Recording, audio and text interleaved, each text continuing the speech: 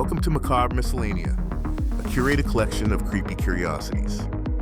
We spend a great deal of our lives being perfectly willing to be no one in particular. The alarm goes off. The dream decomposes. We file it under someday and move on. What we rarely consider, what we perhaps should, is whether the thing awaiting in the dark behind us has been keeping notes. It turns out patience is not exclusively a human virtue, and some shadows, it seems, have been doing your homework. Tonight's tale, Shadow's Bargain. Turn down the lights. Let's begin. It's 3:17 a.m. and the coffee tastes like burnt rubber scraped off the bottom of a trucker's boot. I lean against the counter, legs aching, brain in low power mode. The fluorescents above me stutter like they're dying in Morse code, and I'm pretty sure the nacho cheese machine is leaking again. Another crime against humanity. The security monitor flickers, empty lot, busted vending machine, flickering open sign. Nobody around, nothing new. The only thing moving is my shadow, stretched across the wall like it's trying to escape me. For a second, I swear I see it twitch, just a ripple near the hand. I blink. It's fine. It's just a shadow. Mine. Right? Nights like this are standard, which is to say, soul-crushing. I work the graveyard shift at a 24-hour convenience store called Quick Mart, like Walmart's grungier, more disappointing cousin. The store's wedged between a gas station that smells like boiled piss and a pawn shop that hasn't had working lights since 2019. I used to have plans, college, writing, maybe a podcast, but then life happened. Then more life. Then a breakup, a totaled Honda Civic, and a permanent schedule that makes vampires look tan. Most nights, I spend 8 hours serving toothless insomniacs and twitchy customers who reek of bleach and menthols. Sometimes I chat with Gloria on shift change. She's in her 60s, smokes like she's racing cancer, and treats my presence like a mildly inconvenient haunting. My goals? Keep breathing. Don't cry in the walk-in freezer again. Try not to eat expired Hot Pockets. Earlier this week, during a rare overlap, Gloria handed me the keys and muttered, "Keep staring at the dark long enough, it might stare back. And smile." She cackled like it was a joke. I laughed too. A fake laugh has become my go-to response for the nonsense that escapes Gloria's mouth. You should hear what she has to say about chemtrails. But there is something about what she said that sticks with me. The idea of the dark smiling. Like it knows something I don't. It really hits me the night the power goes out. 1 minute, I'm watching a documentary on unsolved murders through the security monitor HDMI. The next, everything cuts. Lights, fridge, cameras, even the stupid vending machine. Then I see it, even though I shouldn't. There's no light in the room, none. And yet, my shadow is still there. I freeze. It's on the wall behind me, crisp, clear, a darker shape within an already pitch black room. And it moves. It turns around. I stagger back, heart hammering. I slam the flashlight on and point it. The shadow vanishes, but I feel it watching, like static crawling across my skin. Even after the lights come back on, I feel its presence in the dark corners of the room. I spend the next few nights trying to explain it away. Stress, lack of sleep, hallucination. I even Google, "Can shadows act independently?" like a moron. Reddit's no help. Half the responses are ironic memes. The rest, rambling posts with titles like "She left me but her shadow stayed" or "Don't trust the one in the mirror." Still, the signs get worse. First, it's the customer, middle-aged guy, buying scratch tickets and a Diet Pepsi. He can't find his card, then blames me for the wait, then tells me the price is wrong. It isn't. Then sighs like I've personally ruined his evening. I take it. I always take it. I do my non-smile and say, "Have a good night." My shadow, stretched long across the wall behind me, raises its hand. Middle finger, just the one. The guy doesn't see it. He's already pocketing his change. I stare at the wall for a long moment after the door swings shut. The shadow is back in position. Perfectly normal. Perfectly still. I don't wave at anyone for the rest of the shift. The pen thing happens 2 nights later. I'm logging inventory and the pen rolls off the counter. Reflex. I drop my hand to catch it. My shadow's hand is already there. Not reaching. Already there. Waiting for the pen to arrive. It catches it. Clean. Holds it for just a second before the angle shifts and the illusion, if that's what it is, breaks. The pen hits the floor. I leave it there. The freezer is last. I'm pulling a restock of energy drinks at 2 a.m. and I catch my reflection in the glass door. Standard stuff. Me, harsh light, stacked cans.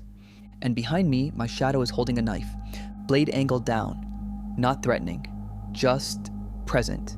The way you'd hold it if you wanted someone to know you were capable of using it and simply hadn't decided to yet. I let the door swing shut. I turn around. Nothing there. I avoid mirrors after that. Windows. Anything that throws a reflection back. I do my whole shift with my eyes at customer level and my back to the walls. It doesn't help. I can feel it twitching behind me, right at the shoulder, like something adjusting its grip. Tonight, I lock the back office door and flick on the emergency light. The shadow shows up on the far wall. "All right," I whisper.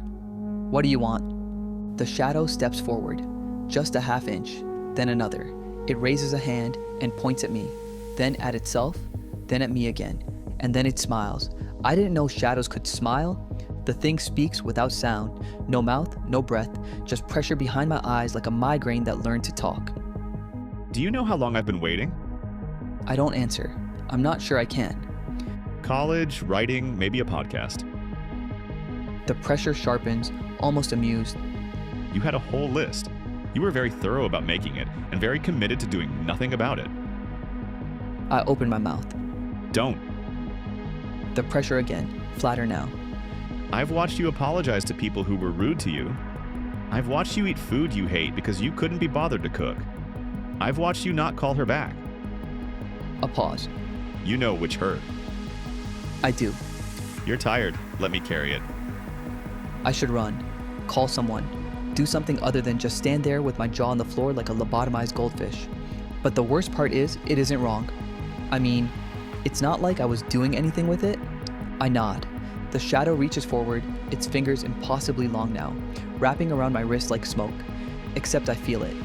Cold, dense, real. It pulls, and suddenly I'm falling inward. No wind, no motion, just a sharp, impossible snap of perspective turning inside out. And I'm no longer in my body, I'm behind it, watching. I am the shadow. The new me straightens up, cracks the neck like it just put on an old coat, rolls the shoulders, looks down at its hands, my hands, and flexes them once satisfied, the way you test a new pair of gloves. Then it walks out of the back room, grabs a donut, and flips the open sign like nothing happened. Meanwhile, I'm clinging to the floor, or the wall, or wherever shadows go. Everything feels stretched, thin, two-dimensional. I have no breath, no heartbeat, no voice. I scream, nothing comes out. It's like shouting underwater with no lungs. Still, I follow. What else can I do? My old body, the shadow's body now, makes jokes to customers. Actual jokes, with timing and everything, laughs with Gloria, learns everyone's name, applies for assistant manager inside the first week. It moves through my life like it's been waiting for the lease to expire so it can finally renovate. It's better at being me than I ever was, and it enjoys it, every minute of it. I can see it in the way it carries itself. Loose, easy, like the job isn't a punishment anymore, like the shift is something it chose. That's the worst part, the joy in my stolen face. At first, being a shadow is almost liberating. I slide across walls, stretch down the aisles, slip under doors. No one sees me unless I want them to. I don't need to eat, don't need to sleep, don't need to pretend I care about expired coupons or loyalty card points or whether the nacho cheese machine gets cleaned. I tell myself this is fine. This is freedom. Then the hunger starts, not for food, for sensation, for anything with weight to it. I watch my former self eat a gas station burrito, the bad kind, the kind I always bought because it was cheap, and I feel it. Every bite. Lukewarm, too salty, slightly wrong in a way that defies description. It registers in me like a signal from a dead station. All static and interference, but there. I want to puke, but shadows don't have stomachs. I feel every yawn, every time it pulls on my jacket, every handshake, every accidental brush against a stranger, every cup of coffee wrapped in both hands on a cold morning. All of it arrives as static electricity zipping up something that used to be my spine, distant and wrong and just clear enough to make the absence unbearable. It sleeps in my bed, under my mother's Afghan, or my grandmother's. I don't seem to quite remember. I spend that first night on the ceiling, watching it breathe. Hope arrives wearing someone else's face. That's the thing about hope. It doesn't announce itself cleanly. It shows up sideways, in alleys, smelling like cigarette smoke. The man is leaning against the dumpster behind the Quick Mart. Middle of the afternoon, his shadow is wrong, twisted, twitchy, pulling against him like a dog on a short leash. He looks up, not at my body, not at the building. At me, he can see me. I don't know how. I don't know what I look like to him. A smear on the pavement, a shape that doesn't belong, but his eyes find me and stay there, and his face does something awful. His shadow makes a run for it, tries to climb back up his leg, scrambling, desperate. He shakes it off, screams once, short and sharp, then looks around to see if anyone heard. Nobody did. The shadow slithers back down and curls against the pavement like a kicked dog. He drops his cigarette and walks away fast and doesn't look back. I watch him go, then I turn and look at my body through the window. It's at the register, chatting up a customer, easy and relaxed. I think, if he could almost do it, so can I. I throw myself at it. For a flicker, just a flicker, I'm inside. My hand twitches. My head jerks to one side. I feel the counter under my palms, solid and real, and for one lurching second I think. It looks in the mirror behind the register, finds me immediately, Nice try. and goes back to the customer like nothing happened. It takes me a while to notice them, but I'm not alone. I'm too focused on my body, on the register, on the easy way it laughs at things I never found funny. But eventually, I start to look around and they're everywhere. In walls, beneath benches, reflected in puddles that nobody steps around carefully enough. Some whisper nonsense. Half words, fragments. The conversational debris of people who've been talking to no one for a very long time. Others move in loops. The same gesture, over and over. A wave, a reach, a knock on a door that isn't there anymore. One repeats a scream that never reaches the air. I find the little girl by accident. She's pressed flat against a telephone pole on the corner of 5th, clinging to a lost dog poster. The paper kind, sun-bleached, the photo long since faded to a pale square. She doesn't move in loops, she just holds on. I don't know if she remembers what she's waiting for. I don't think it matters anymore. Missing since 2020, the poster says. I don't know if that means her or the dog. The man with the cane takes longer to understand. I see his shadow on the sidewalk outside the pharmacy, dragging something behind it. Slow, labored, the hitch and plant of someone who's been walking with assistance for years. I look for the body. The body is in a wheelchair. Has been for a while from the look of it. The shadow doesn't know or won't accept it. I start to understand the shape of this place. Not all of us made a deal. Some shadows just reached a point where they'd had enough of waiting and took what they felt they were owed. And some bodies got rid of their shadows on purpose. Pushed them out, locked them out, moved on without them. Some shadows just got tired of waiting, and some never let go. I think about the man in the alley, his shadow trying to climb back up his leg, the desperation in it. I think about my grandmother's Afghan, or my mother's, and there are others, small things. The name of the street I grew up on sits just out of reach when I go looking for it. The color of her eyes, I know I knew this, I knew it the way you know your own hands, gone. Not fuzzy, gone. I tell myself it's the displacement, the strangeness of this state, that it'll come back. But the man with the cane doesn't know he's in a wheelchair either.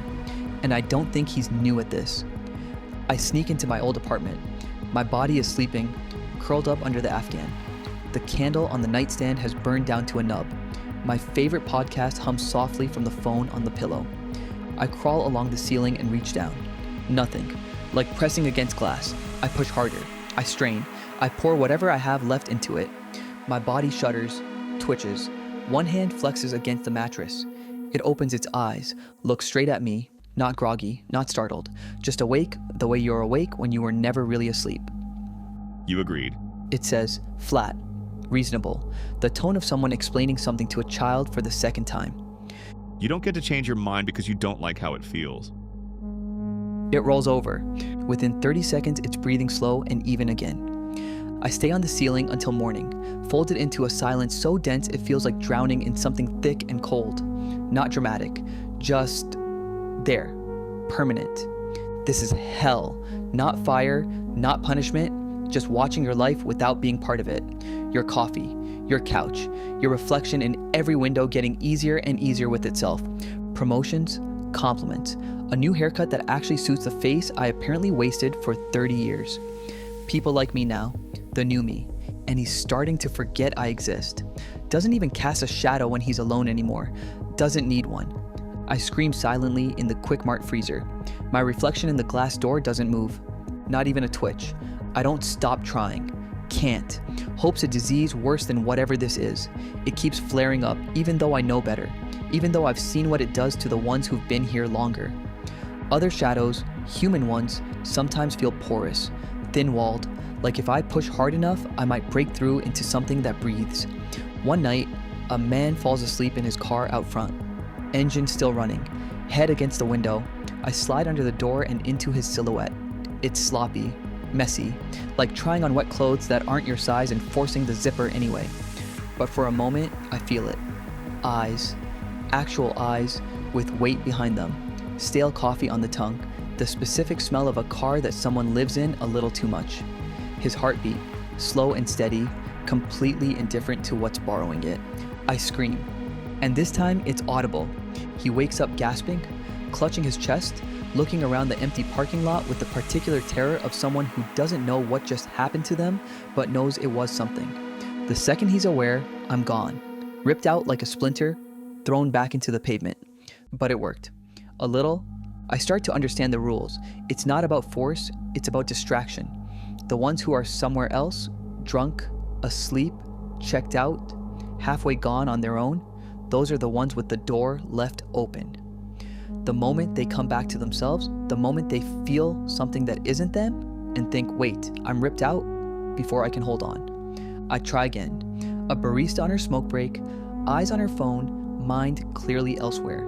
A drunk guy folded over the curb on 2nd Street who doesn't know what planet he's on. A woman feeding pigeons outside the library who has the specific vacancy of someone who stopped expecting anything new to happen to them a long time ago. Each time I slip in, I get a few seconds more. Each time I get ripped out, the landing gets harder. And each time I leave something behind. Not on purpose, it just goes. Like the possession punches a small hole in whatever I'm made of now and something drains out before I can stop it. The barista visit cost me a phone number I'd had memorized for years. Whose, I couldn't tell you. Just gone, like a tooth pulled clean. The drunk guy cost me a face. Someone I loved, I think. I can still feel the shape of the feeling, but the face it attaches to is just white space now. The woman with the pigeons cost me my mother's name. I stand on the pavement after that last one and reach for it. Really reach.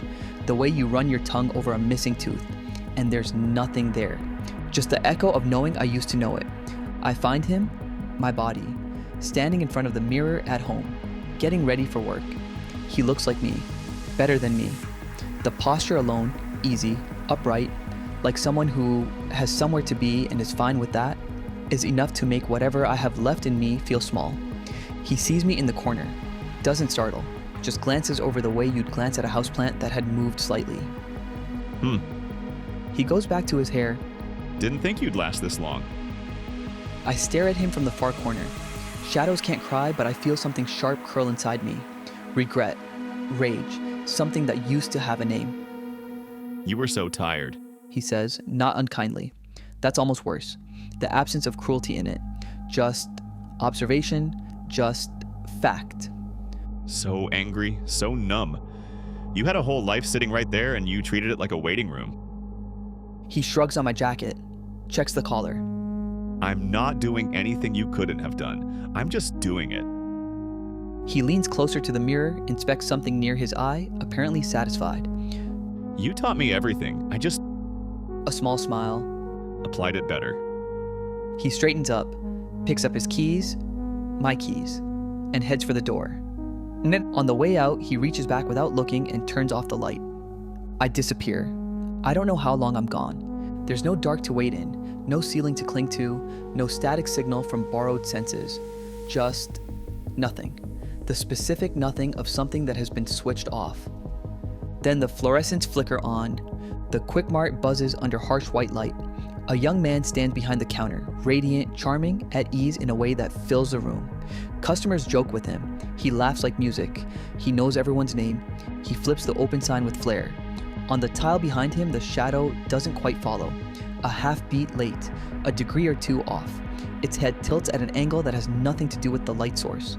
Its fingers are too long, and just for a breath, it looks out from the floor, not at him, at you, and it smiles. And that was Shadow's bargain. You nodded. That's all it took. You didn't sign anything. Didn't say a word out loud. You just agreed. The way you agree to everything that quietly ruins you, in the back of a room, too tired to argue with something that made a reasonable point. Your shadow had been watching for years, taking notes. Turns out it was a faster learner than you were. If you enjoyed tonight's story, subscribe for more, leave a like, and share it with someone who appreciates the darker things. Until next time, remember, the most dangerous invitation you'll ever accept is the one that makes a reasonable argument.